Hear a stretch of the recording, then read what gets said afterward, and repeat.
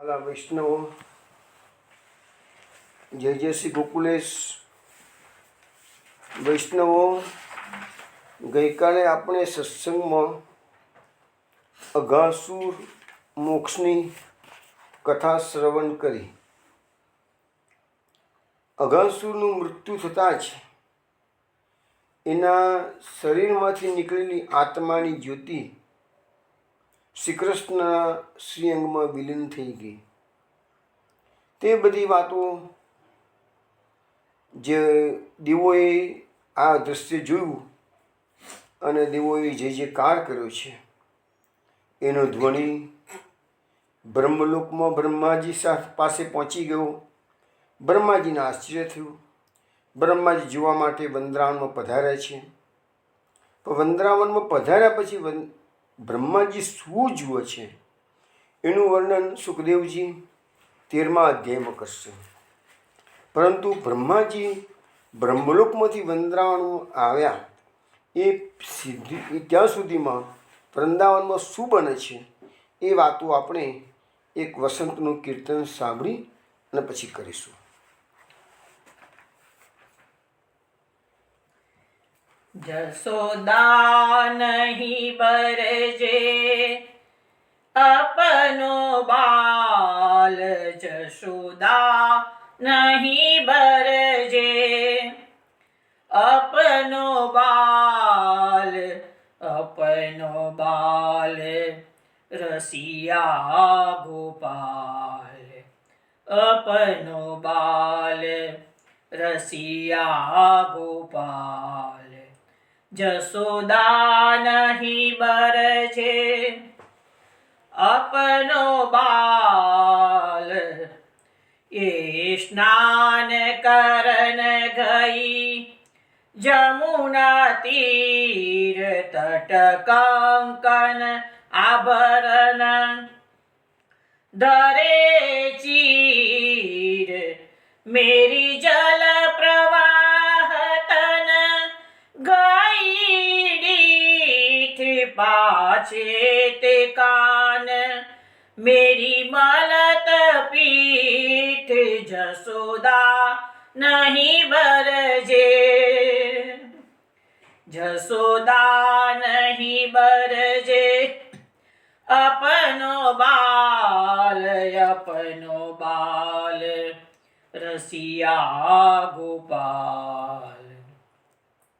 यह अन्न न खाय मुख पीवे न खीर, यह केतिक भार गयो जमुना तीर, हवारो रिग्वालिने तेरो ज्ञान, यह पलना झूले मेरो वालो कान.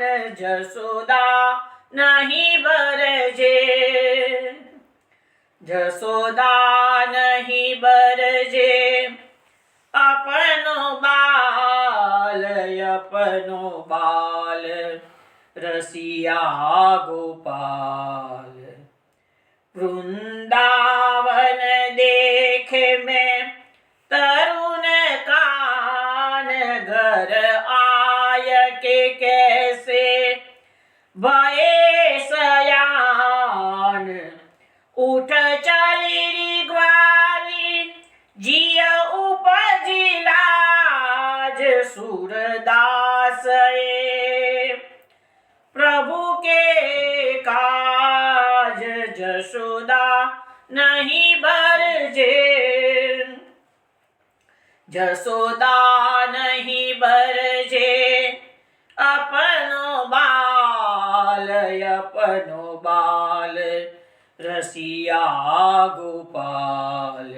जसोदा नहीं बरजे.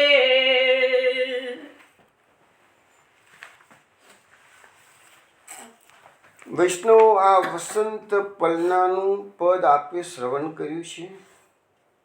સુરદાસજી સમજાવે છે આપણને કે ગોપી જશોદાજીની પાસે આવીને ફરિયાદ કરે. આ એક જાતનું ઉરાણાનું પદ પણ કહી શકાય છે. તો એવી ફરિયાદ કરે છે કે જશોદાજી, તમે તમારા લાલાને શા માટે લડતા નથી? અપનો બાલ રસિયા ગોપાલ, તમારો લાલો જે ગોપાલ છે ને એ તો ઘણો રસિક છે કે છે. જશોદાજી વિચાર કરે છે, મારો લાલો તો પલનામાં સૂઈ રહ્યો છે, આ શેની ફરિયાદ લઈને આવી છે કે છે. તો જશોદાજી કે પૂછે એ પહેલાં તો ગોપી એને કહેવાનું ચાલુ કરે છે કે માં આજે એવું છે ને જમનાજીમાં સ્નાન કરવા ગઈ હતી કે છે, અને મેં કે જે તટકંકન આભરણ ધરે ચીર, એટલે જમનાજીના કિનારા પર મારા હાથના કંકણ આભૂષણો મારા વસ્ત્રો કિનારે મૂકી દીધા અને હું જમનાજીના જલમાં મેં પ્રવેશ કર્યો કે છે. મેરી જલ પ્રવાહત અને ગઈ દીધી અને કનૈયો એટલામાં આવી ગયો. એને જોયું કે મારું શરીર તો જમનાજીમાં સ્નાન કરવા માટે ગયેલું છે, અને એ કહે છે કનૈયાએ શું કર્યું કે છે, માં પાછે તે કાન મેરી મલત પીઠે ધીરે રહીને મને ખબર ના પડે એ રીતે પાછળથી તમારો કાનો આવ્યો અને મારી પીઠમાં એને સ્પર્શ કરીને મૂદું હાથે એ મસળવા લાગ્યો, મારી પીઠને ગલી ગલી કરવા લાગ્યો કે છે. પછી કહે છે કે જશોદાજી કે છે યાર મારો કનૈયો તો પાલનામાં સૂઈ ગયો છે, એટલામાં આવ્યો કેવી રીતે કહે છે. જશોદાજી પેલી ગોપીને સમજાવે છે, એ અન્ન ન ખાય મુખે પીવે ન ખીર. અરે મારો કાનો હજુ અન્ન ખાયો નથી, ખીર પીતા એને કશું આવડતી નથી કે છે. તો કેટલીક વાર ગયો જમના તીરે, અહીંયા પલનામાં તો સૂઈ ગયેલો છે, તો એ કેટલી વારમાં જમનાજીના કિનારે ગયો તને આવી રીતે હેરાન કરવા માટે કહે છે. હું વારુરી ગ્વાલીને તેરો જ્ઞાન, એ પલના ઝૂલે મેરો વાલો કાન. જો ગ્વાલીની આ મારો કનૈયો પલનામાં સૂઈ ગયું તું જો કે છે, એટલે તારા આ જ્ઞાન પર એટલે કે અજ્ઞાન પર હું વારી જઉં છું કે છે કે તું બીજાની ફરિયાદ લઈ અને અહીંયા ખોટે ખોટું ફરિયાદ બીજાની વાત અહીંયા લઈને આવી છું અને ખોટી ફરિયાદ કરું છું કે છે. હવે પેલી ગોપી જુએ છે કનૈયો તો પલનામાં આરામથી સૂઈ ગયેલો છે કે છે. એટલે ગોપી પોતાની જાતને કે છે, વંદરાવન દેખે મેં તરુણ કાન, ઘર આએ કેસે હોત સયાર કે છે. પેલી ગોપી મનમાં કહે છે, જમનાજીના કિનારે તો મેં કિશોર સ્વરૂપનો કનૈયો જોયો હતો કે છે, તરુણ જવાન કિશોર, અને અહીંયા ઘરમાં આવી કાન તો ડાયો ડમરો થઈ અને પલનામાં પોઢી ગયો છે, એકદમ સાનો બતાવે છે કે છે. હવે આ જોઈને પેલી ગ્વાલીની જે ઉપજી લાજ એટલે ગ્વાલીનીને શરમ આવી અને વધારે કોઈ ફરિયાદ કઈ દલીલબાજી કર્યા વગર ઉઠી ચલી રહી ગ્વાલી, એટલે તરત જ એને ચાલતી પકડી કે છે. તો સૂરદાસ એ પ્રભુ કે કાજ, સૂરદાસજી કે છે અમારા પ્રભુની આવી બધી લીલાઓ છે, આ પ્રભુની લીલા છે, બીજું કશું જ નથી. આપણે આ કૃષ્ણ કથામાં શું છે એ જ વસ્તુ છે. આપણે જે અત્યારે સત્સંગ કરી રહ્યા છીએ એમાં પ્રભુની લીલાઓના જ ગુણગાન કરવાના છે. તો આપણે વૈષ્ણવ હવે 12મા અધ્યાયની જે લીલા છે કે થોડી વાર પહેલાં કહ્યું કે બ્રહ્માજી વૃંદાવનમાં શું થઈ રહ્યું છે તે જોવા માટે પધાર્યા છે. પણ વૃંદાવનમાં બ્રહ્માજી આવે એ પહેલાં શું થયું કે અગાસુરનો તો દેહ જે પડ્યો હતો એ એવો ને એવો પડી રહ્યો છે, અને ભગવાને બધા ગોપ સખાઓને કીધું ચલો આપણે બંસીવટ પાસે જઈએ અને વનભોજન કરીએ કે છે. પરંતુ ભાગવતમાં બીજી વાત પણ જે સુખદેવજી અને પરીક્ષિતનો જે સંવાદ થયો છે એ વાત આપણે જે કરીએ તો કે છે કે રાજન આજ ગરમ ચર્મ શુષ્કમ વંદ્રાવણેદ્ભુતમ વ્રજોકસામ બહુ તીર્થમ બરબુવા કીડગવરમ. એટલે કે રાજન, સુખદેવજી કહે છે રાજન, વંદ્રાવનમાં અજગરનું સુકાઈ ગયેલું ચામડું ઘણા સમય સુધી વ્રજવાસીઓની રમતમાં છુપાઈ જવા માટે ગુફા તરીકે કામમાં આવ્યું હોય, અહીંયા અજગરનું શરીર તો એવું ને એવું પડી રહ્યું હતું. કોણ એના અગ્નિ સંસ્કાર કરવાના હતા? આટલું મોટું મહાકાય સ્વરૂપ હતું કે છે, એટલે એવું ને એવું પડી રહ્યું હતું. હવે આ વ્રજવાસીઓ જે છોકરાઓ રમતા હતા એ જોતા હતા. અજગરને તો કન્યાએ મારી નાખ્યું છે કે છે. તે સમય જતાં ધીરે ધીરે ચામડું સુકાવા મળ્યું અને ગુફા એવી ને એવી રહી એમ. એટલે એ લોકો રમતમાં છુપાવવા માટે પણ આનો ઉપયોગ કરતા હતા.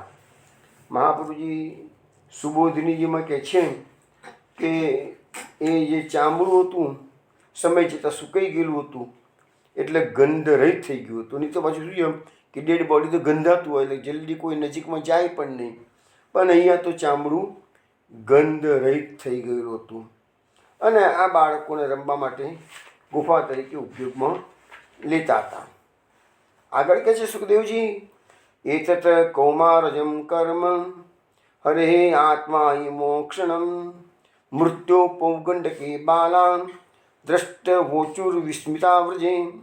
એટલે કે મૃત્યુરૂપી અજગરના મુખમાંથી પોતાને મુક્ત કરવાનું આ કામ ભગવાને કુમાર અવસ્થામાં કર્યું. અને જે એમના બાલ સખા ગોપાલો હતા, બધા ગોવાળિયાઓ હતા, એ રોજે રોજો અહીંયા ટર્નિંગ પોઈન્ટ એક આવે જોજો આપણી કથાનો. આ ગોપ સખાઓના એવી હેબિટ પડી ગઈ હતી કે આખા દિવસમાં કનૈયાએ વ્રજમાં શું કર્યું એ બધી લીલાઓનું વર્ણન પોતાની માતાઓની સમક્ષ જઈને છોકરાઓ કરતા હતા.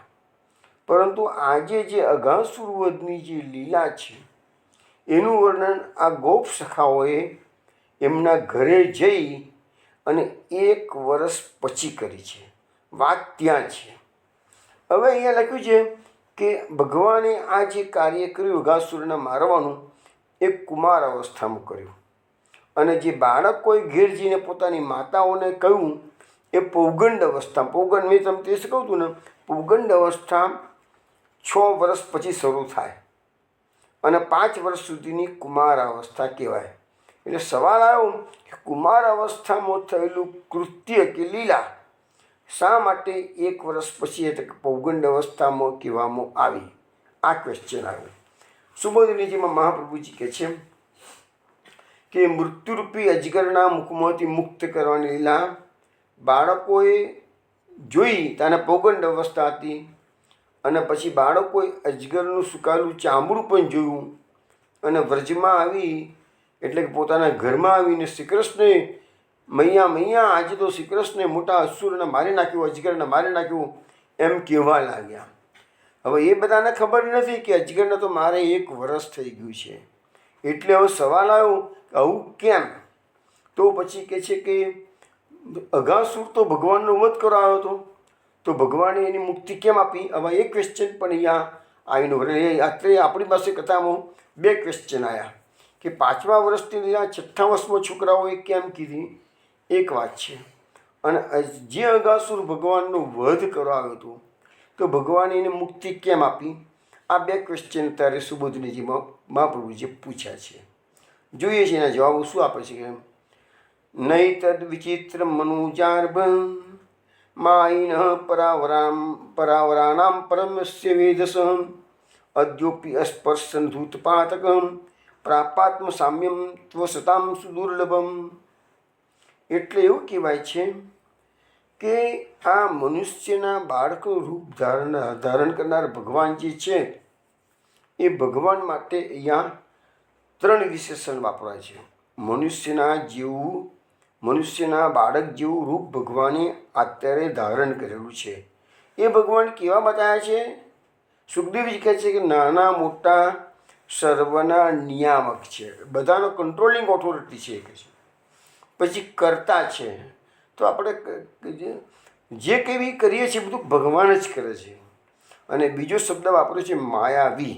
સંસ્કૃતમાં શબ્દ વાપર્યો છે માઈનો, માયાવી. અસુરો તો બધા માયાવી હોય માની શકીએ, પણ ભગવાન માટે માયાવી શબ્દનો પ્રયોગ આ લોકો કર્યો છે.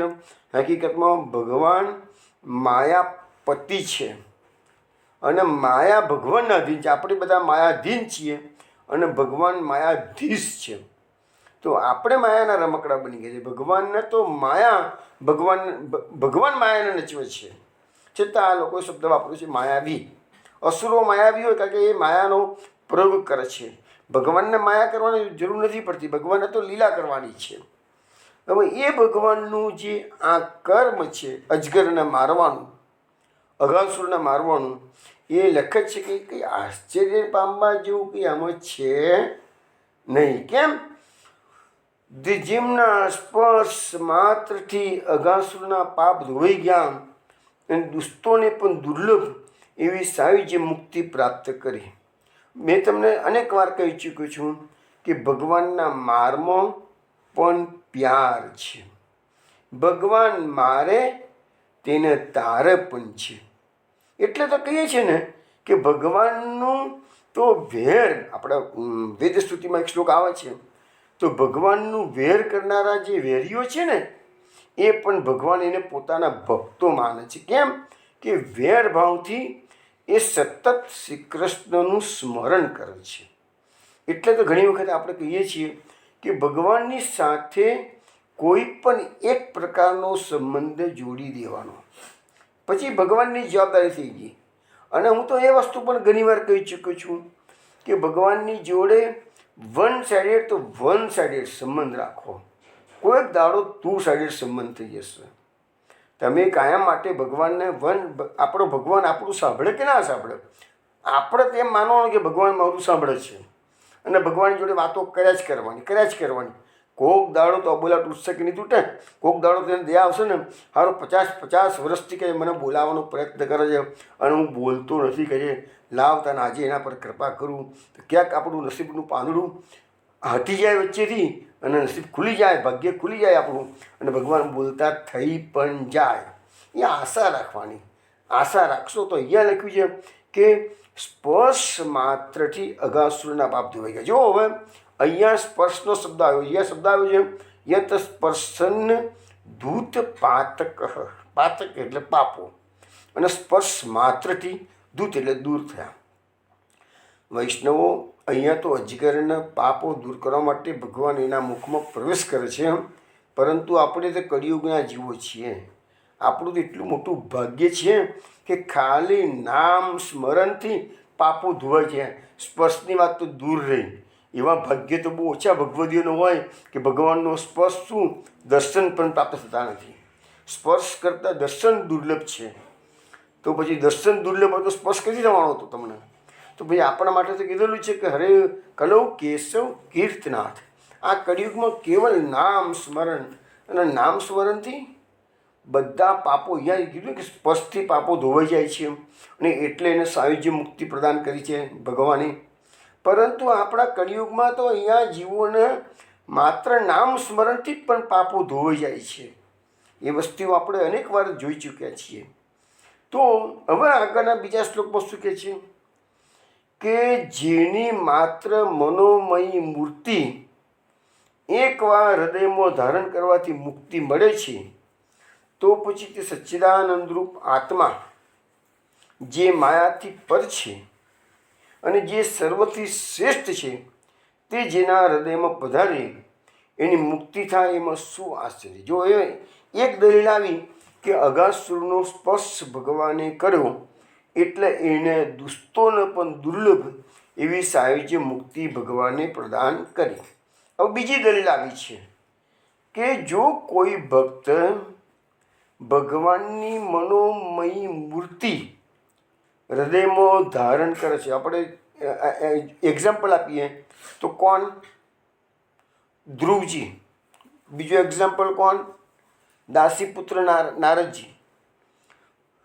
ધ્રુવજીએ જંગલમાં જઈને તપસ્યા, મધુવનમાં જઈને તપસ્યા કરી, તેમના હૃદયમાં ભગવાનના દર્શન થતા હતા.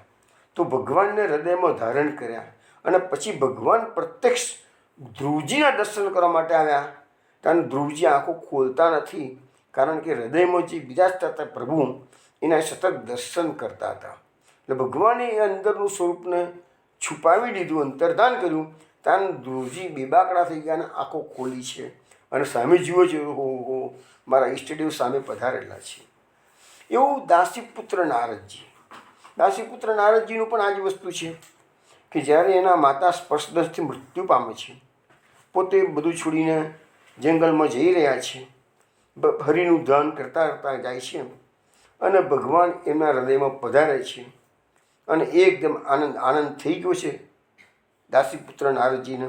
પણ ત્યાં જ અચાનક હૃદયમાંથી ભગવાનની મૂર્તિ ખસી ગઈ, એટલે બેબાકડા બની ગયા. આંખો ખોલીને જોઈ, પણ આ ધ્રુવજીને તો સામે પ્રભુ પ્રત્યક્ષ થયા હતા.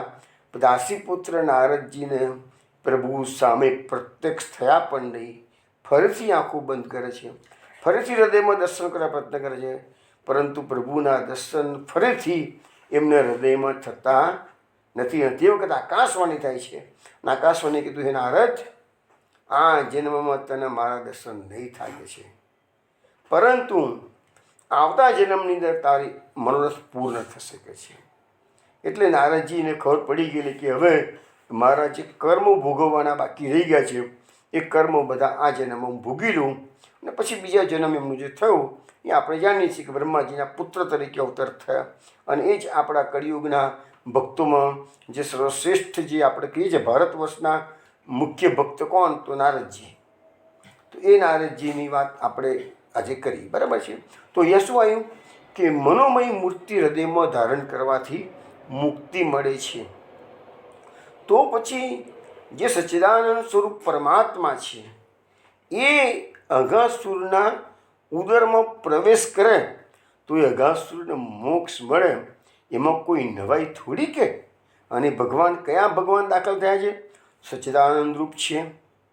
એ વિશેષણો આપ્યા છે ભગવાનના. માયાથી પર છે, સર્વશ્રેષ્ઠ છે. ભગવાનના 2 શ્લોકોમાંથીને આપણે કુલ ભગવાનના 6 વિશેષણો જોયા. એક વિશેષણ જોયું નાના મોટા સર્વના નિયામક, બીજું વિશેષણ જોયું સર્વના કર્તા, ત્રીજું વિશેષણ જોયું માયાવી, ચોથું વિશેષણ જોયું સચ્ચિદાનંદ સ્વરૂપ પોતે જ, પાંચમું વિશેષણ જોયું માયાથી પર, અને છઠ્ઠું જોયું સર્વથી શ્રેષ્ઠ. એવા ભગવાન અઘાસુરનો મોક્ષ પ્રદાન કરે, એમાં કોઈ નવાઈ નથી. હવે અહીંયા એક શબ્દ આવે છે કે મનોમયી ભગવાનની મૂર્તિ. ભાગવતમાં 11મા સ્કંદની અંદર ભગવાન શ્રી કૃષ્ણ જ્યારે ઉદ્ધવજીને ઉપદેશ કરે છે, એમાં લગભગ 27મો અધ્યાય છે, એમાં ક્રિયાયોગનું વર્ણન આવે છે. અને એમાં ભગવાન ઉદ્ધવજીને કહે છે કે હે ઉદ્ધવ, મારા ભક્તો મારી 8 પ્રકારની મૂર્તિઓમાંથી ગમે તે એક મૂર્તિને હૃદયમાં ધારણ કરે છે. કયા કયા પ્રકારની મૂર્તિઓ? તો લખ્યું છે શૈલી દારૂ મયી લૌહી લેપ્યા લેખ્યા ચ સૈકતી મનોમયી મણિમયી પ્રતિમા અષ્ટવિદ્યા સ્મૃત. ભગવાનની 8 પ્રકારની પ્રતિમા હોઈ શકે છે. કેવી? તો એક તો પથ્થરની, આપણે આરસની આવે છે એ બધી પથ્થરની કહેવાય. પછી કાષ્ઠની એટલે લાકડાની, જે આપણે જગન્નાથપુરીમાં તમે જાઓ તો જે તમે જોવા છે દારૂ, એને દારૂ શબ્દ વપરાય છે. તો એ ભગવાનની બધી ત્યાંની મૂર્તિઓ બધી જે બલરામ શ્રી કૃષ્ણ સુભદ્રા છે એ બધી કાષ્ઠની છે કે છે. પછી ધાતુની મૂર્તિ, ધાતુની મૂર્તિ ઘણી જગ્યાએ પિત્તળની, સોનાની બધી મૂર્તિઓ હોય છે. પછી માટીની મૂર્તિ, એટલે માટીની મૂર્તિ તો બહુ ઓછા લોકો આજે તો માટીની મૂર્તિનું આયુષ્ય બહુ રહે નહીં, પણ છતાંય માટીની મૂર્તિ જો ટાઈમ બિંગ સેવા કરવાની હોય, પૂજા, પર્ટિક્યુલરલી પૂજા, સેવા તો નહીં પણ પૂજા, તો એમાં એ માટીની ગણેશ ચોથ આવતી હોય ત્યારે બધા જે કરતા હોય છે ને એમાં ઘણી વખત માટીની મૂર્તિઓ બનાવતા હોય, જેથી એનું વિસર્જન આરામથી થઈ શકે. પછી ચંદનની મૂર્તિ હોય છે. પછી ચિત્ર સ્વરૂપ, તો સ્વરૂપ આપણા શ્રીનાથજી બાબાનું ચિત્રનું સેવા તો બધા ઘણા વૈષ્ણવના ઘરમાં બિરાજતી હોય છે. પછી રેતીની, યમુનાજીની રેતીની વાલુકા જે હોય છે ને એની બનેલી મૂર્તિ પણ કેટલાક વૈષ્ણવના ઘરમાં બિરાજતા હોય છે. પછી માનસિક મૂર્તિ અને મણિમય મૂર્તિ, એટલે મણિઓની જે મણિ જે હોય છે ને એની મૂર્તિ હોય, એટલે મીન્સ રત્નોની મૂર્તિ. અને આ બધી મૂર્તિઓ પ્રત્યક્ષ હોય છે. પણ મનોમય મૂર્તિ જે 7મા નંબર આવે છે, એમાં એ 7મા નંબરની મનોમય મૂર્તિનું વર્ણન ભગવાને કર્યું છે. એ મનોમય મૂર્તિ એટલે મનમાં ને મનમાં તમે પ્રતિમા ધારણ કરો. એટલે મહાપ્રભુજી આપણને જે સમજાવેલું છે કે માનસીસા પરામતા, તો એ મનોમય મૂર્તિની તમારે જે સેવા કરવાની છે માનસિક રીતે, એ મનોમય મૂર્તિની મનમાં ને મનમાં જ તમારે એ મૂર્તિને ધ્યાનમાં રાખવાની છે. એ ભાગવતમાં ત્યાં આગળ પણ કહેવામાં આવેલું છે ભક્તસ્થ ચ યથા લબ્ધેર હૃદય ભાવેન ચૈવહી. આગળ એવું કહે છે કે તમારે કહે છે કે આ 8 પ્રકારની મૂર્તિ તમારા ઘરમાં હાથમાંથી બધી તો વસાવવાની જરૂર નથી, ગમે તે એક પ્રકારની જે અનુકૂળતા હોય એ, પણ એ તમે જે તમારી પાસે જે પ્રતિમાની તમે પૂજા કરતા હો તો ઉપલબ્ધ જે દ્રવ્ય હોય એનાથી તમારે એની પૂજા કરવાની. તો ઉપલબ્ધ પૂર્વ એવું કશું જરૂરી નથી કે આટલી આટલી વસ્તુ જોઈએ જ, એવું કશું જરૂર નથી. તમારે એમાં નો ડાઉટ બતાવ્યું છે ભાગવતમાં કેવી રીતે પૂજા કરવી, આખું ક્રિયાયોગનું વર્ણન છે, એમાં બધું બતાવ્યું છે. છતાંય છેલ્લે વ્યાસ મહર્ષિએ લખી દીધું કે આ બધું ભલે લખેલું છે પણ તમારી અનુકૂળતા પ્રમાણે જે આગળ પૈસા પાત્ર માણસ બધું વસાઈ શકે છે. સામાન્ય સ્થિતિનો માણસ હોય એની પાસે ઘણી સંકોચ હોય એટલે ઓછું વસા, પણ એ બધું અગત્યનું છે નહીં. તો શું અગત્યનું છે?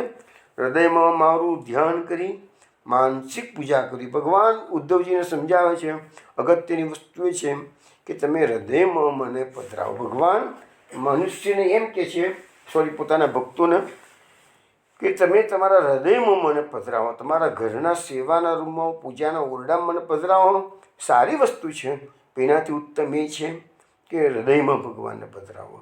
હવે આ હૃદયમાં પધરાવવાની વાત નીકળી એટલે મેં આ વસ્તુ પણ ઘણી વખત સમજાવેલી છે કે જો આપણે ખરેખર આ જન્મારો સફળ કરવો હોય તો ચિંતનનો, આજે ઘણી વખત સમજાવું છું ને કે ચિંતન, આ ભગવાનની જે લીલાઓ છે એ બધી ચિંતનીય છે અને ભગવાનનું જે સ્વરૂપ છે એ હૃદયમાં પધરાવવાનું છે. એ સ્વરૂપ પધરાવવા માટે જરૂરી એ છે કે તમને જે ભગવાનનું સ્વરૂપ, આપણા તો પુષ્ટિ માર્ગમાં અનેક પ્રકારના સ્વરૂપો છે, લડ્ડુ ગોપાલ છે, લલિત ત્રિભંગી છે, ગિરિરાધરણ છે, મદન મોહન છે, તો આવા બધા અનેક અનેક સ્વરૂપો આપણા પુષ્ટિ માર્ગમાં ભગવાનના છે. એમાંથી તમને જે સ્વરૂપ ગમતું હોય એનું મોટું ચિત્ર જે ગમે તે હોય તમારા ઘરમાં આગળના ભાગમાં લટકાઈ રાખો. ઘરમાંથી આવતા જતા ઉઠતા બેસતા દ્રશ્ય રાખો કે તમારી નજરમાં એનું એ જ સ્વરૂપ આવે. ઘડીમાં આ સ્વરૂપ ને ઘડીમાં આ સ્વરૂપ ને ઘડીમાં આ સ્વરૂપ એવું ના રાખશો. એવું કરશો ને તો એ ખોટું નથી, એ પણ ચાલે.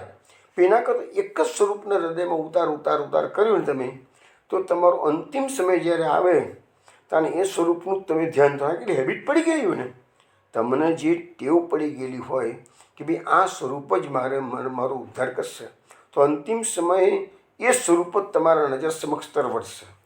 એટલે એ જરૂરી એ છે કે માનો કે નામો બોલતા હોઈએ તો શ્રી કૃષ્ણ નામમાં મંત્ર બોલતા હો તો એક જ મંત્ર બોલ, ઘડીમાં આ નામ, ઘડીમાં આ નામ, ઘડીમાં નામ, એ કરી શકાય. ખોટું તો નથી, એ પણ ખોટું નથી, પરંતુ શ્રેષ્ઠ એ છે કે ગમે તે એક સ્વરૂપને તમે નજરમાં રાખો, ગમે તે એક નામ તમારા હોઠ પર આવી જવું જોઈએ. શ્રી કૃષ્ણ શરણમાં, શ્રી કૃષ્ણ શરણમાં, શ્રી કૃષ્ણ શરણમાં.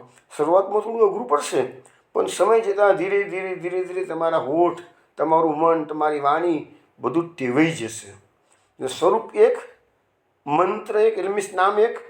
અને હવે લીલાઓ ભગવાનની અસંખ્ય છે, બધી લીલાઓ ચિંતનીય છે, પરંતુ સર્વશ્રેષ્ઠ તો એ છે કે તમને જે લીલા ખૂબ ગમી ગયેલી હોય એ લીલાનું વારંવાર ચિંતન કરો. ફાયદો એટલો જ છે નથી કે અંતિમ સમય એ નામ, એ લીલા, એ સ્વરૂપ તમારી નજર સમક્ષ તરવડશે. તમારો સંસાર ભૂલાશે, ઉદ્ધાર થઈ જશે, જન્મ મરણના ફેરામાંથી મુક્તિ મળી જશે. હું મારી વાત કરું તો મને ભગવાનની 3 લીલાઓ ખૂબ જ ગમે છે. હું વારંવાર ચિંતન કરું છું. મારા પર્સનલી વાત કરું છું. એક તો હું વારંવાર કાશીમાં હનુમાન ઘાટ પર જતો રહું છું મનથી. હું જ્યાં જોઉં છું કે શ્રી મહાપ્રભુજી રીતિમાં 40 દિવસથી અંચલ વ્રત ધારણ કરીને બિરાજમાન થયા છે. ગોપીનાથજી ગુસાઈજી પધારે છે, પૂછે છે મારું કર્તવ્ય શું? ગુસાઈજી રીતિમાં આગળથી લખી અને સમજાવે છે. યદા બહિર્મુખમ યોમ 3.5 શ્લોક લખ્યા છે. જો તમે કૃષ્ણ સેવાથી બહિર્મુખ થશો તો કાળ તમારું ભક્ષણ કરી જશે. વારંવાર આ પુસ્તકોને યાદ કરું છું. અષાઢ સુધી બીજનો દિવસ 1587 મહાપ્રભુજી ગંગાની મધ્ય ધારામાં પ્રવેશ કરી રહ્યા છે. કાંઠા ઉપર વૈષ્ણવ ઊભા છે, જોઈ રહ્યા છે. અમારા પ્રાણ પ્યારા વલ્લભ આસુર વ્યામો લીલા કરી રહ્યા છે. હવે આ પ્રભુના વલ્લભના દર્શન ક્યારે કરશું? તો સાહેબ એ વૈષ્ણવોની શું હાલત થઈ હશે? જે વૈષ્ણવ કિનારા પર ઊભા છે ત્યાં આગળ અને જુએ છે કે વલ્લભ જઈ રહ્યા છે, મારા પ્રાણ વલ્લભ જઈ રહ્યા છે, શું હાલત થઈ હશે? આજે પ્રસંગો જોઈએ ને ત્યાં આજે પણ હૃદય ભરાય છે. વર્ષો પહેલાંની ઘટના છે. તો આ વારંવાર ચિંતન કરો. બીજું, ગોકુલનાથજી 70 વર્ષની વૃદ્ધ ઉંમરે મારા તિલકના રક્ષણ માટે જહાંગીર પાસે ચર્ચા કરવા માટે કાશ્મીર પધાર્યા. કેવી ઘાટીઓ, વરસાદની સિઝન, એ દિવસોમાં તો કોઈ તકલીફોનો પાર નહોતો. એવી લપસની એક એક ઘાટી પસાર કરવી અને લપસનો રસ્તો હતો. કેટલું કષ્ટ 70 વર્ષની ઉંમરે એમને ઉઠાવ્યું મારા તિલકના રક્ષણ માટે, પુષ્ટિ સંપ્રદાયનું અસ્તિત્વ ટકાવી રાખવા માટે. તો એ પ્રસંગો યાદ કરતાં આપણું દિલ ભરાઈ જાય છે કે કેવું મોટી, કેટલી બધો આ સંપ્રદાય કેટલો ઋણી છે ગોકુલનાથજીનો. આપણે કૃષ્ણ સરસ્વત કલ્પની લીલાઓને યાદ કરીએ. ઉદ્ધવજી પધારે છે ગોપીજનોને સમજાવવા માટે. તાને એ ગોપીજનોને ઉદ્ધવજી કહે છે ને કે ઉદો સુદો હે ગયો, સુન ગોપીને કે બોલ, જ્ઞાન બજાઈ ડુગડુગી, પ્રેમ બજાયો ઢોલ. તો એ નંદગામમાં આજે પણ એ ઉદ્ધવ કેરીની જગા છે, જગાડે ભ્રમરગીતનો પ્રસંગ બન્યો હતો. એ બધા પ્રસંગો તમે યાદ કરો કે એ આના આ માર્ગ કેવો છે. તાપ કલેશનો માર્ગ છે. તમને એ પ્રભુની પ્રાપ્તિ માટે હૃદયમાં તાપ થવો જ જોઈશે. એમને એમ સેવા કરવાથી કે એમને એમ કથા સાંભળવાથી કશું નહીં મળે. અંદરથી હૃદયમાં બેબાકડું બનવું જ પડશે કે પ્રભુ મને ક્યારે પ્રાપ્તિ થશે તમારી? પ્રભુ બસ બહુ થઈ ગયું, બહુ ભટક્યો, આ જીવ ઘણો ભટક્યો છે, પ્રભુ તારા ધામમાં બોલાવી દેખે છે. આવું તમારે એકદમ આર્દ્ર હૃદયે પ્રભુને વિનંતી કરવી જ પડશે.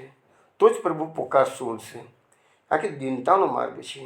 અભિમાનથી ભગવાન પાસે જશો તો પ્રભુ તમને જન્મારામો શું અનેક જન્મ નીકળશો તો પ્રભુ તમારી પ્રાપ્તિ નહીં થાય કે છે.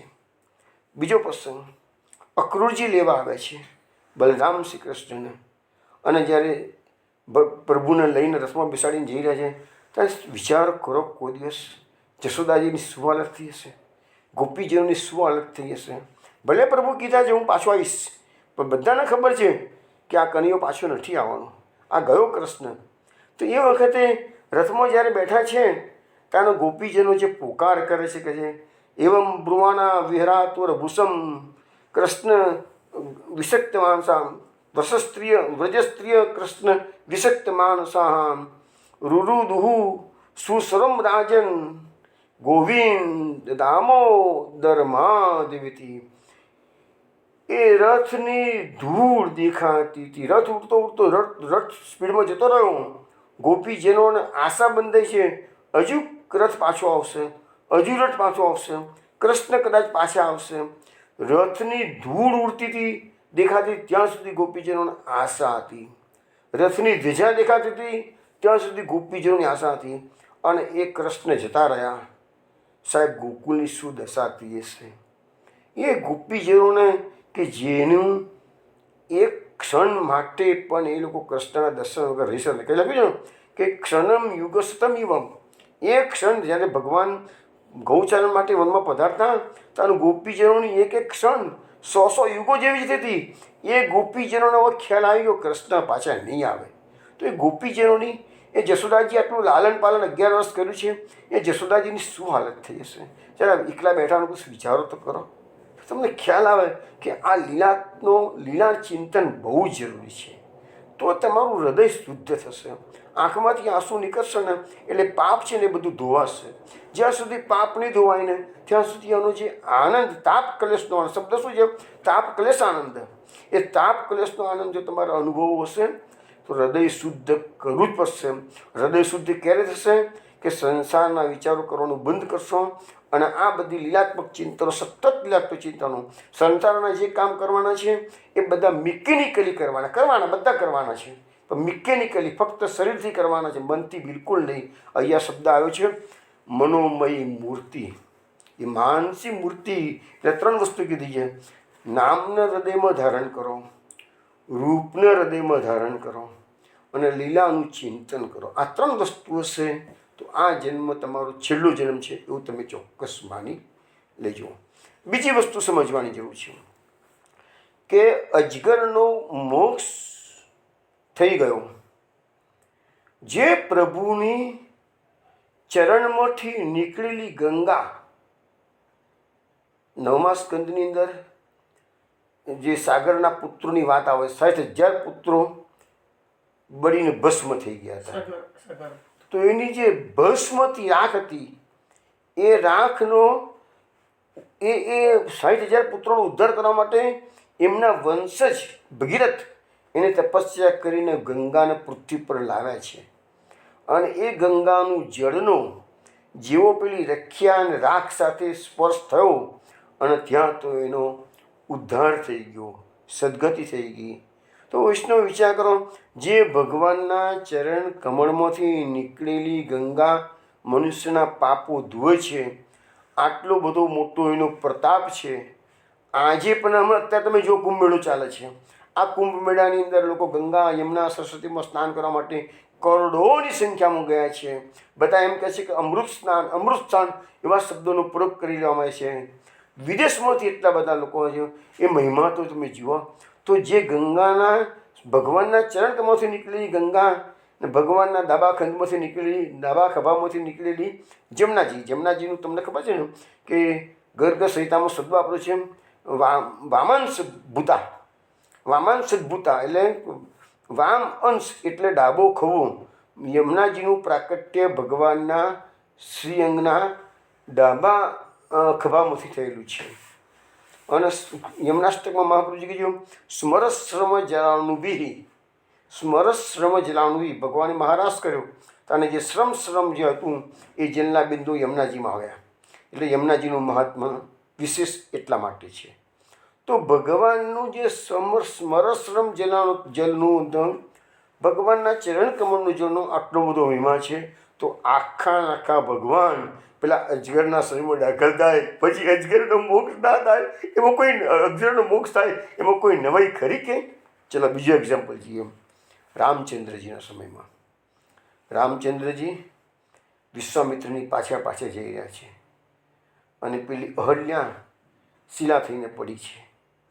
વિશ્વામિત્રને ખબર છે કે આ શાપિત શિલા છે, રામચંદ્રજીના પગનો સ્પર્શ થશે તો એનું મુક્તિ થઈ જઈ શકે છે, શાપમાંથી મુક્તિ થશે. પણ રામચંદ્રજી એક પત્નીવ્રત છે, પરસ્ત્રીને સ્પર્શ કરવાની ના પાડી દીધી. તો રામચંદ્રના ચરણની રજ ઉડી અને શલ્યા પર પડે છે તો અહલ્યા થઈ ગઈ છે એમાંથી. ભગવાનના ચરણની રજનો પ્રતાપ તો તમે વૈષ્ણવ વિચાર કરો. અને એ જ કૃષ્ણ આખા એના ઉદરમાં પ્રવેશ કરે જગાસુરનો, પછી એની જ્યોતિ એમાં વિલીન થાય. એમાં કોઈ નવી, ભલે પાપી છે, પાપ તો બધા કેરના ધોવાઈ ગયા એના. તો આ બધી વસ્તુઓ છે. અહીંયા મહાપુરુષે બહુ સરસ રીતે બધું સમજાવેલું છે કે આવી રીતે એને જે મોક્ષ થયો છે એના આ બધા કારણો છે કે પ્રભુનો પ્રતાપ છે, પ્રભુના નામનો પ્રતાપ, પ્રભુના સ્વરૂપનો પ્રતાપ અને પ્રભુની લીલાનો પ્રતાપ છે. બધું જ ભગવાનનું જે છે એ પાપોનો નાશ કરનારું છે અને મોક્ષ આપનારું છે. ચલો હવે આપણે આગળ જઈએ કથામાં. એ અવસુતજી આવે છે, જે અત્યાર સુધી સંવાદ હતો સુખદેવજીને પરીક્ષિતનો હતો. હવે પાછો સુત પુરાણીનો અને સૌનકનો સંવાદ આવ્યો.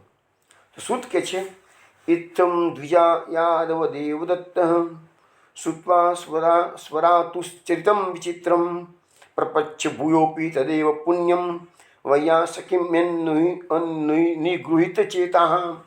શું કહે છે? સુતજી કહે છે કે હે બ્રાહ્મણો, હવે તો આગળ નિમિષારણ્યમાં 88,000 ઋષિ મુનિઓ બેઠા છે ને, એટલે સુતજી અહીંયા જે સંબોધન કરે છે ને એ 88,000 ઋષિ મુનિઓને, એટલે સૌનકને બી કહેતા હતા, બ્રાહ્મણ શબ્દનો પ્રયોગ કરેલો છે. હે બ્રાહ્મણો, યાદવોના દેવે જેમના પ્રાણની રક્ષા કરી એવા પરીક્ષિતે પોતાના રક્ષકના અદ્ભુત ચરિત્ર સાંભળીને તેનાથી આકર્ષાયેલા ચિત્તવાળા થઈને ફરીથી પણ સુખદેવજીને એ જ પુણ્યશાળી ચરિત્ર અંગે પૂછ્યું. હવે અહીંયા તમે જુઓ તો યાદવોના દેવ કોણ? તો શ્રી કૃષ્ણ, જેના પ્રાણની રક્ષા કરી. એટલે પરીક્ષિતની રક્ષા ગર્ભમાં શ્રી કૃષ્ણએ કરી હતી એ વસ્તુ પુરાણી અત્યારે બતાવી રહ્યા છે. અને એવા જે પોતાના રક્ષકનું અદ્ભુત ચરિત્ર પરીક્ષિતે સાંભળ્યું તો એ આ ચરિત્ર સાંભળી અને એનું આકર્ષણ, આપણે એવી કથા સાંભળીએ છીએ એટલે આપણું આ ચિત્ત પણ કૃષ્ણ લીલામાં આકર્ષાઈ જાય.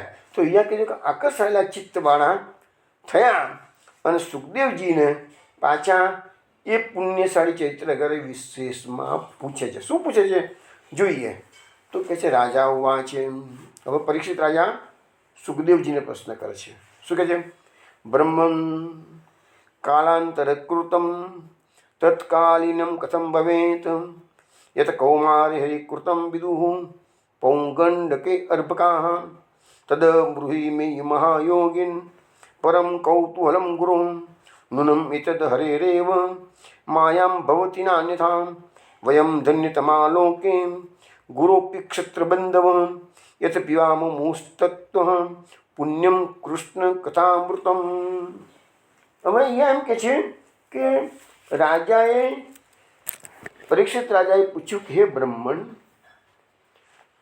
શ્રીહરિએ કુમાર અવસ્થામાં જે કર્યું તે બાળકોએ પૌગંડ અવસ્થામાં જાણ્યું. હવે એક ક્વેશ્ચન જે પહેલાં થોડી વાર પહેલાં ક્વેશ્ચન આવ્યો, ક્વેશ્ચન પાછો હવે પરીક્ષિત પૂછે છે કુમાર અવસ્થામાં કરેલું વસ્તુઓ અને પેલા બાળકોને માતાને કીધું પૌગંડ અવસ્થામાં નહીં, પણ પૌગંડ અવસ્થામાં એમણે જાણ્યું.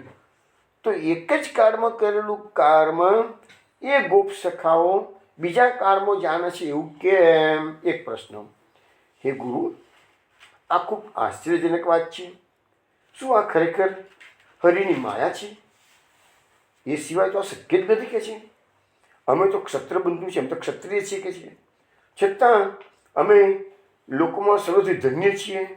કારણ કે જો ક્ષત્રિય છે એ પોતાની જાતને ધન્ય માને છે. કેમ માને છે?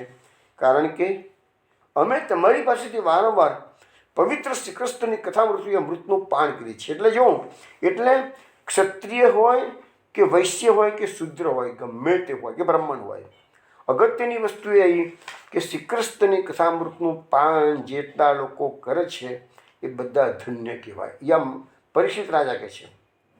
એટલે જ બધાને સમજાવું છું વારંવાર કે કથા એક કાને સાંભળી બીજા કાને કાઢી નાખશો નહીં. અંદર કથાનો રસ થોડો ઘણો પણ અંદર જવા દો, હૃદયમાં ધારણ કરો. મારે હમણાં ગયા અઠવાડિયે એક વડીલ સાથે વાત થઈ હતી. એ વડીલે મને એમ કીધું કે ભાઈ તમારો સત્સંગ હું સાંભળું છું અને સાંભળ્યા પછી રાત્રે એનું ચિંતન કરતાં કરતાં હું સૂઈ જાઉં છું. મને બહુ મીઠી નીંદર આવી જાય છે કે છે, અને ઊંઘ પણ મને જલ્દી આવી જાય છે. તો મેં વડીલને ધન્યવાદ આપ્યા કે ભાઈ બહુ સારું કર્યું તમે. તો કહેવાનો મતલબ મારો શું છે કે ભગવાનની કથા ચિંતનીય છે, સ્મરણીય છે. સદૈવ તમે એને વાગોળ કરો. ભલે ઘરકામ કરતા હો, ભલે ગમે તે કરતા હો, પણ આ જ કથામાં ઉત્પ્રોત થાવ. આ જન્મારાનું સાફલ્ય આમાં છે. નહીં તો જો આ વસ્તુ તમે નહીં કરો ને તો પાછળથી બધાને પસ્તાવાનો વારો આવશે. કારણ કે મનુષ્ય જન્મ અને બીજું મુશ્કેલી ક્યાં છે કે ચારે બાજુ દુસંગત ફેલાયેલો છે. કલિકાળની અસરો ચારે બાજુ દેખાય છે આપણને. ને એવા સમયમાં જે લોકોને કૃષ્ણનું આકર્ષણ જન્મ છે એ બધા ધન્યવાદને પાત્ર છે, બધા ભાગ્યશાળી છે. કૃષ્ણની કૃપા એ લોકો પર ઉતરી છે એમ જરૂર માનવું જોઈએ. મહાપ્રભુજી સુબોધનીજીમાં કહે છે કે હરિએ કુમાર અવસ્થામાં કર્યું તે પૌગંડ અવસ્થામાં બાળકોએ કહ્યું એમ તમે કેમ કહો છો કે છે? જે ભગવાને કુમાર અવસ્થામાં કર્યું તે બાળકોએ પૌગંડ અવસ્થામાં જાણ્યું. એ પહેલાં કહ્યું એ બી કીધું અને પછી કે જાણ્યું. તો એવું કેમ કે છે? જો આ હરિની માયા ન હોય તો ગ્વાલ બાલોને ભ્રમ ન થાય. માટે આ ભગવાનનું ચરિત્ર છે જે તમારે મને કહેવું જોઈએ. પરીક્ષિત રાજા કહે છે કે અમે ક્ષત્રિયોમાં અધમ છીએ. જો કેટલી તમે જો પરીક્ષિત રાજા, હમણાં થોડી વારમાં તમને પરીક્ષિત રાજા માટે શબ્દ આવશે. સૂત પુરાણી પરીક્ષિત રાજા માટે ભાગવતોત્તમ શબ્દ આપણે ભાગવતોમાં ઉત્તમમાં ઉત્તમ એવો શબ્દ હમણાં આવશે છે. અને સુખદેવજી પરીક્ષિત રાજા માટે ભાગવતોત્તમ શબ્દ વાપરેલો છે. એટલે સુખદેવજી પરીક્ષિત માટે ભાગવતમાં ઉત્તમ શબ્દ વાપરે છે અને સૂત પુરાણી પરીક્ષિત માટે ભાગવતમાં ઉત્તમમાં પણ ઉત્તમ એવા શબ્દો હોય. એવા પરીક્ષિત માટે લખ્યું છે કે પરીક્ષિત રાજા કે અમે તો ક્ષત્રિયો અધમ છીએ. જો કેટલી દીનતા છે એ વસ્તુ છે. છતાં સર્વથી ધન્ય છીએ. કારણ કે આ સુખદેવજી અમારા ગુરુ છો. સુખદેવજી જેવા જેને ગુરુ મળે તો એ શિષ્ય ધન્ય થઈ જાય ને. વળી બીજું કારણ એ છે કે અમે શ્રી કૃષ્ણની કથારૂપી અમૃતનું તમારી પાસેથી પાન કરી રહ્યા છીએ કે છે. એટલે પછી આ સાંભળ્યું એટલે મૌન થઈ ગયેલા સુખદેવજીએ ફરીથી ભગવત કથા કહેવા માંડી. અઘાસુરનું ચરિત્ર પૂરું થઈ ગયું એટલે કથા બંધ કરી. પણ એમને પ્રશ્ન કર્યો એટલે પાછા સુખદેવજીને ફરીથી કથા શરૂ કરવી પડશે. હવે સુખદેવજી શું કહે છે એ પાછું આપણે 13મા અધ્યાય જોઈશું. પણ અત્યારે છેલ્લા આ અધ્યાયની અંતમાં સુત પુરાણી શું કહે છે આપણે જોઈએ. સુત પુરાણ કહે છે ઇત્થમ સ્મ પૃષ્ઠ સુપાદ્રાયણી સ્વન સ્મારિતા અનંત હતા ખિલેન્દ્રિયમ કૃચ્યાત પુનર્લબ્ધ ભૈરદ્રશેષણે પ્રત્યાત્તમ ભાગવતોત્તમોત્તમમ. સુત પુરાણી કહે છે કે અનંત ભગવાનનું સાહિત્ય સ્મરણ કરવાથી સુખદેવજીની સર્વ ઇન્દ્રિયો ભગવાને હરી લીધી હતી. સુખદેવજીની બધી ભગવાનનું જે સ્મરણ કર્યું ને તો સુખદેવજીની બધી ઇન્દ્રિયો ભગવાનમય થઈ ગઈ એટલે હરી લીધી. એટલે આ પ્રમાણે પ્રશ્નો પૂછાયા ત્યારે એમને કષ્ટથી ફરી બહારની દ્રષ્ટિ પ્રાપ્ત કરી. હવે સુખદેવજી ભગવાનની લીલામાં ઓતપ્રોત થઈ ગયા છે એટલે બહારનો ખ્યાલ એમને રહ્યો નહીં. એમને બહાર દ્રષ્ટિ કરવા માટે પાછું કષ્ટ ઉઠાવવું પડ્યું. અને ઉત્તમ ભગવદીઓમાં પણ ઉત્તમ એવા રાજા પરીક્ષિતને જવાબ આપ્યો. હવે પરીક્ષિતે જવાબ પ્રશ્ન ના પૂછ્યો હોત તો સુખદેવજી સમાધિ અવસ્થામાં લાગી ગયેલા હતા. ત્યાં જ પ્રશ્નનો જવાબ આપવાનો હતો એટલે પાછા એમના જે એ ઇન્દ્રિયોના પ્રભુમય બની ગયેલી એમાંથી એમને બહાર આવવું પડ્યું. અહીંયા લખ્યું છે મહાપુરુષજી સુબોધનીજીમાં કે સર્વ ઇન્દ્રિયો એમની પ્રભુમય બની ગયેલી હતી. સુખદેવજીએ બહારની દ્રષ્ટિ કષ્ટથી પાછી બહારની દ્રષ્ટિ પ્રાપ્ત કરી લીધી. સુખદેવજીએ સમાધિ છોડી અને ઊંચા સ્વરે બોલી સમાધિ છોડી દીધી એટલે ઊંચા સ્વરે બોલી ના શકાય. તાત્કાલિક તો ના બોલાય ને, વાર લાગે ને થોડી આવતા, સેન્સ આવતા બધી વાર લાગે ને બહારની દુનિયાની. એટલે કહે છે કે ભાગવતોત્તમમ તમામ શબ્દમાં વાપર્યો છે કે વૈષ્ણવોના ઉત્તમમાં ઉત્તમ સુખદેવજીએ સમાધિનો ભંગ કરી અને જવાબ આપે છે. તો એ જવાબ જે આવશે એ 13મા અધ્યાયમાં છે. હવે આપણે વૈષ્ણવો અઘાસુર મોક્ષની આ કથા તમે લોકોએ બધાએ શ્રવણ કરી છે. અમે તમને જેટલા અસુરોનો ભગવાને મારે છે એ બધાનો પૂર્વજન્મ શું હતો એ ભાગવતમાં નથી બતાવવામાં આવેલો, પરંતુ અઘાસુરનો પૂર્વજન્મ ગર્ગ સંહિતામાં બતાવ્યો છે. એ હું તમને શ્રવણ કરાવું છું. ગર્ગ સંહિતામાં લખ્યું છે કે અઘાસુરને એક અઘ નામનો પુત્ર હતો. તે મહાબળવાન હતો અને યુવાવસ્થામાં એ અઘ નામનો જે પુત્ર હતો એ અત્યંત સુંદર હતો અને એમ જ લાગે કે સાક્ષાત બીજા કામદેવ ના હોય એટલો તો સ્વરૂપવાન હતો કે છે. પણ એવો આ અસુર એક દિવસ ફરતો ફરતો મલ્યાચલ પર્વત પર ગયો અને ત્યાં એને અષ્ટાવક્ર મુનિને જોયા. તમને ખબર છે ને, અષ્ટાવક્ર મુનિ એટલે 8 અંગે વાંકા. જનક રાજાના દરબારનો પ્રસંગ મેં તમને કહેલો ને કે બધા પંડિતો હસ્યા છે તો અષ્ટાવક્ર મુનિ પણ હસ્યા છે. જનક રાજાએ અષ્ટાવક્ર મુનિને પૂછ્યું કે રાજન મુનિ, આ બધા મારા પંડિતો વિદ્વાનો તો તમારા શરીર સામે જોઈને હસે છે કે છે, પછી તો માની શકાય, પણ તમે શું કરવા હસ્યા કે છે.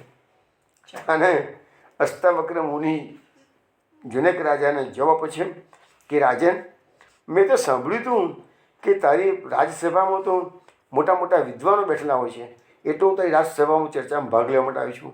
પણ અહીંયા આવીને મેં જોયું તો ખબર પડી કે આ તો વિદ્વાનો નથી, આ તો બધા ચમારો છે કે છે. જનક રાજા કે શું વાત કરો છો મહારાજ, ચમારો? આ તો બધા વિદ્વાનો છે કે છે. જુઓ આ બધા એક એક વેદના પારંગત વિદ્વાનો છે કે છે. અરે જેની દૃષ્ટિ ચામડા પર જાય ચમાર ના કરે તો બીજું શું કહેવાય કે છે. અષ્ટાવક્ર મુનિએ શું કીધું? જેની દૃષ્ટિ મારા શરીરનું ચામડું આ લોકો જુએ છે એટલે મને 8 અંગે વાંકો થઈને હસી રહ્યા છે કે છે, તો હું તો ચમારોને જોઈને હસી રહ્યો છું કે છે. તો એવા અષ્ટાવક્ર મુનિ ત્યાં મલ્યાચલ પર્વત પર હતા અને આ જે અસુર હતો બહુ સ્વરૂપવાન હતો એ મુનિનું કૃપ જોઈ અને હસવા લાગ્યો અને બોલ્યો, અરે આ તો કેવા કૃપ મુનિ છે કે છે. તેથી મુનિએ સાપ આપીને કહ્યું, હે દુર્મતે, તું શરીરની સામે જુએ છે ને કે છે, ત્યાં તું સર્પ થઈ જા. અને કે છે તું પણ સર્પોની માફક જ કે છે આ દુનિયાની અંદર કુરૂપ થઈ જઈશ અને વાંકી ચૂકી ચાલ ચાલતો થઈ જઈશ કે છે. સર્પ તો સીધું ના ચાલે, વાંકી ચૂકી ચાલ ચાલતો હોય છે કે છે. અસુરે જેવું સાંભળ્યું અને ત્યાં જે અસુરને અભિમાન ચાલ્યું ગયું, દીનતા આવી ગઈ, મુનિના ચરણમાં પડી ગયો, માફી માગી. મુનિ જેટલા જલ્દી ગુસ્સે થાય છે, ક્રોધે ભરાય છે, એટલા જલ્દી પસંદ પણ થઈ છે. મુનિએ પસંદ થઈને વરદાન આપતા કીધું, સારું સારું ચાલો વરદાન, સાપ તો પાછું નથી લેતો, પણ વરદાન તને આપું છું કે કરોડો કંદર્પોથી પણ અધિક લાવણ્યમાં, એટલે કરોડો કામદેવને પણ શરમાવે એવા ભગવાન શ્રી કૃષ્ણનું સ્વરૂપ છે કે છે. અને એવા શ્રી કૃષ્ણ જ્યારે તારા ઉદરમાં પ્રવેશ કરશે ત્યારે તારી આ સર્પ યોની છૂટી જશે. એટલે એને શાપ હતો કે ભગવાન એના ઉદરમાં પ્રવેશ કરશે તાને એની મુક્તિ થશે. તો સર્પની છૂટી જશે ને એની મુક્તિ પણ થઈ ગઈ છે. કારણ કે ભગવાનનો સ્પર્શ, મેં તમને કહું ને, ભગવાનનો સ્પર્શ શું, ભગવાનનું નામ સ્મરણ પણ મુક્તિ આપવા માટે કાફી છે. તો એ તો સ્પર્શ શું, આખું ને આખું ભગવાનનું શ્રેય એના ઉદરમાં પ્રવેશ કરી ગયું છે. તો આ અગાસુરનું પૂરો વૃત્તાંત આપણે જોયું. વૈષ્ણવો, હવે આપણે જે આ 12મો અધ્યાય પૂરો થયો છે, પણ આપણે સાથે સાથે સુખદેવજીની જે અગાસુર મોક્ષની કથા છે, ગઈકાલે આપણે 14 ટૂંક સુધી જોયેલી, થોડી ટૂંક બાકી છે 4, એ આજે આપણે શ્રવણ કરી લઈએ. હવે એ સુરદાસજીએ જે કથા મૂકી છે એમના સુરસાગરમાં, એમાં ગઈકાલે આપણે એવું આવ્યું હતું કે અગાસુરનું બ્રહ્મરંગ ફાડી ચીરી અને ભગવાન બધા ગોપ સખાઓને લઈને તેમાંથી બહાર પધારે છે.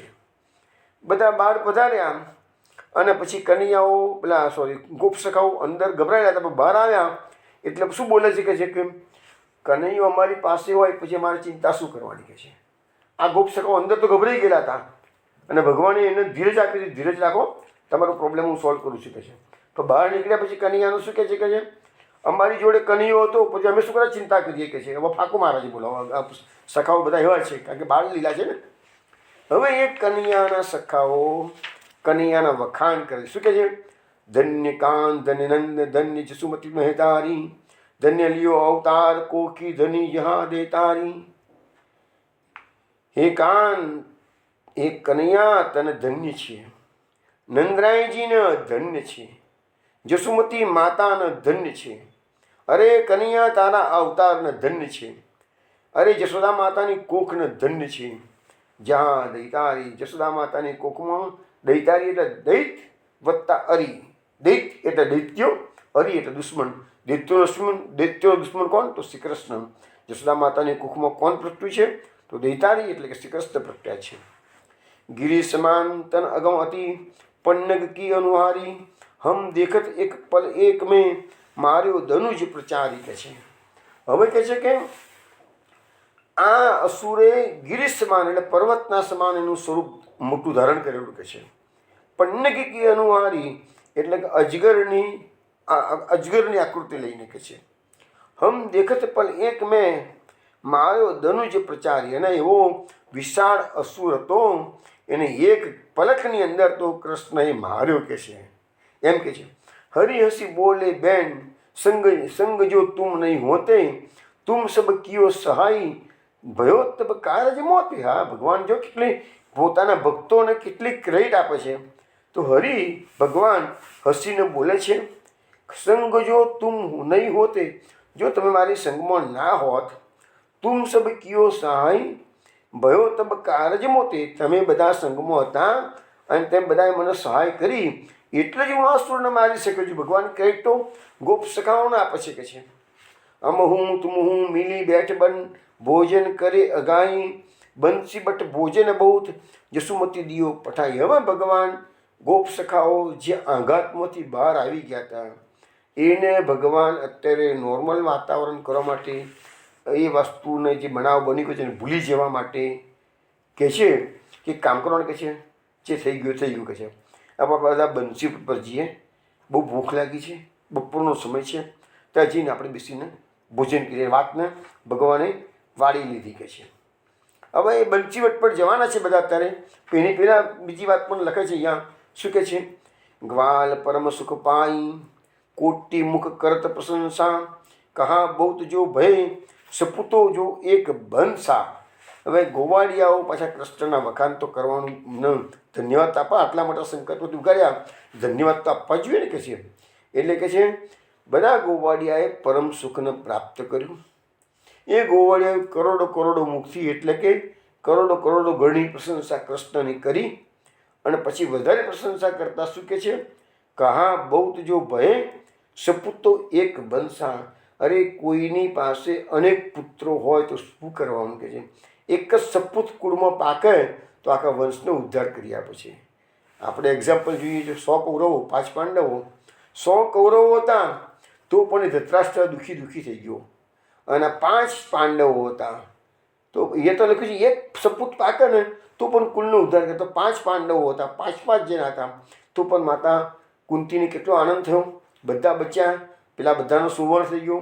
એટલા માટે આપણે ત્યાં ગુજરાતીમાં એક કહેવત, એક ઉખાણું બોલાય છે કે છે, બાકર બચ્ચા લાખ લાખે બિચારા, સિંહણ બચ્ચું એક એકે હજારા. બકરીના લાખ બચ્ચા હોય તો પણ શું કે બિચારી બકરી, બિચારા બચ્ચો એમ જ બોલશે. પણ સિંહનું બચ્ચું એક હોય ને તો પણ પેલા લાખ બચ્ચાને ભગાડી. જંગલની અંદર માનો કે લાખ બકરીના બચ્ચા સામે આવી ગયા હોય અને સિંહનું એક જ બચ્ચું હોય તો પણ પેલા લાખ બચ્ચાઓ દૂર ભાગી જશે. કારણ કે સિંહનું બચ્ચું એક એકે હજારા, સિંહનું બચ્ચું એક હોય પણ એ 1000 બકરીઓને પહોંચી વળે એટલી શક્તિ એનામાં હોય છે. એટલા માટે કીધું કે સપૂત એક જ હોય તો પણ કે છે એને પ્રશંસા કરી છે. એક જ સપૂત હોય તો પણ ચાલે કહે. ચઢી વિમાન સુર દેખ હી ગગન રહે ભરી છાઈ, જય જય ધૂની નભ કરત હે હર્ષી પોપ બરસાઈ. હવે જે આકાશની અંદર દેવો આવેલા હતા એને જે આ અસુરને મરતો જોયો એટલે જે શબ્દ કર્યો છે કે છે અને પુષ્પો વસાયા છે. બ્રહ્મા સુનીય બાત અમર ઘર ઘરની કહાણી, ગોકુલ્લીનો જન્મ કોણ મેં યહ નહીં જાણી. બ્રહ્માજીને મોહ થયો છે. બ્રહ્માજીએ વાત સાંભળી કે છે અને દેવો એના ઘેર ઘેર આ વાતો ચર્ચાઓ મળી છે કે છે. એટલે કહે છે કે બ્રહ્માજી કે છે ગોકુળમાં કોને વળી જન્મ લીધો છે, હું તો જાણતો નથી કે છે. દેખો ઇનકી ખોજ લઈ સોચ पर्यो मन माही, सूर श्याम ग्वालन भय लय चले बंसी बट छाई. सूरदासજી એ કહે છે, બ્રહ્માજી કહે છે ચલો જોવું તો ખરો કે છે, શોધવું તો ખરો કે છે. મારા મનમાં વિચાર આવે છે કે કોણ છે કે છે આ કે છે. અને પછી કહે છે કે જો આવ્યા તાન તો જોયું તું તો બધા બંસી વટની છાયામાં બેસીને વન ભોજન કરી રહ્યા છે.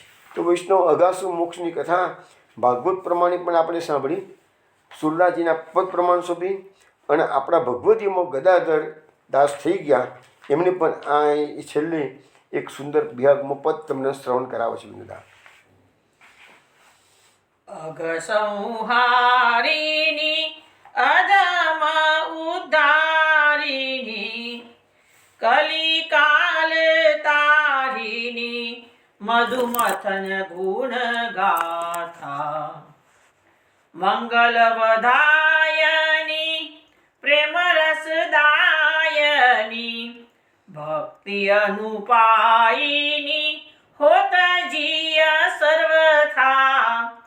કલિકાલ તારિણી મધુમથન ગુણ ગાથા.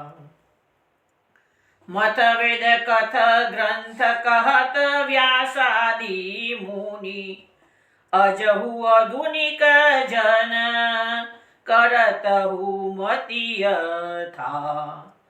પરમ પદ સોપાન કરો ગદાધર ગાન, પરમ પદ સોપાન કરો ગદાધર ગાન. અન્ય આલાપતે જાત જીવન વૃથા. કલિકાલ તારિણી મધુમથન ગુણ ગાથા. અઘ સંહારિણી અધમ ઉદ્ધારિણી, કલિકાલ તારિણી મધુમથન ગુણ ગાથા. ગદાધર દાસ આ કીર્તન જે બિહાર રાગમાં આપણે શ્રવણ કર્યું એમાં શરૂઆત કરે અગસ્ત સંહારિણી. હવે ભગવાને અગાસુરનો જે વધ કર્યો છે ને એ પણ અર્થ થઈ જાય છે. અને બીજો અગ એટલે પાપ, તો પાપનો પણ નાશ થયો છે. હવે અહીંયા જે ભગવાને આ જે લીલા ચરિત્ર 12મા અધ્યાયમાં આપણે શ્રવણ કર્યું, એ જે લીલા કથા છે અથવા તો કોઈ પણ ભગવાનની લીલા કથા છે, એનું ફળ શું છે તે એવું અહીંયા ગદાધરદાસ આપણને જણાવે છે. અગસ્ત્યવારિણી એટલે આ ભગવાનની જે કથા છે એ પાપોનો નાશ કરનારી છે, અથવા તો આ અઘાસુરનો નાશ કરી શકે એવું ભગવાનનું સામર્થ્ય છે. અધમ ઉદ્ધારિણી, હવે અઘાસુર તો અધમ કોટીનો હતો, પાપી હતો, અસુર હતો, આપણે જાણીએ છીએ. તો એ અધમ જેવા અઘાસુરનો પણ ઉદ્ધાર કરનારી ભગવાનની કથા છે. હવે આપણે શું કીધું કે ભગવાનનું સ્વરૂપ એવું છે, પણ અહીંયા આપણને ભગવાનની કથા કે આપણા માટે સ્વરૂપ તો બહુ અઘરું છે, પણ ભગવાનની કથા તો આપણા માટે સુલભ છે. સ્વરૂપ દુર્લભ છે, પણ સ્વરૂપ કથા તો સુલભ છે ને. તો કલિકાળ તારણી, આપણે કલિકાળમાં જન્મેલા છીએ, તો કલિકાળમાં જે જન્મેલા જીવોનો તારી શકે એવી આ ભગવાનની કથા. મધુ મથન ગુણ ગાથા, મધુ મથન એટલે અમૃતનું મથન કરીને જે ભગવાનના ગુણો હોય એની જે ગાથા છે એવી આ કૃષ્ણનું ચરિત્ર આપણે શ્રવણ કરીએ છીએ. મંગલ વધાયની, બધાનું શુભકરણ, મંગલ એટલે શુભ, મંગલમ મંગલમ પછી ભૂમિ મંગલમ, તો એ મંગળ એટલે શુભ છે.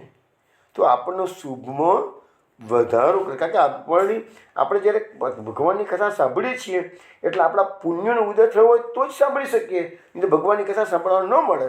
તો ભગવાનની કથા સાંભળતા તમારા પુણ્યનો ઉદય તો થયેલો જ છે, પણ એ મંગલ વધાયની છે, એટલે એ શુભ, એટલે તમારા પુણ્યો હજુ પણ વધી રહ્યા છે.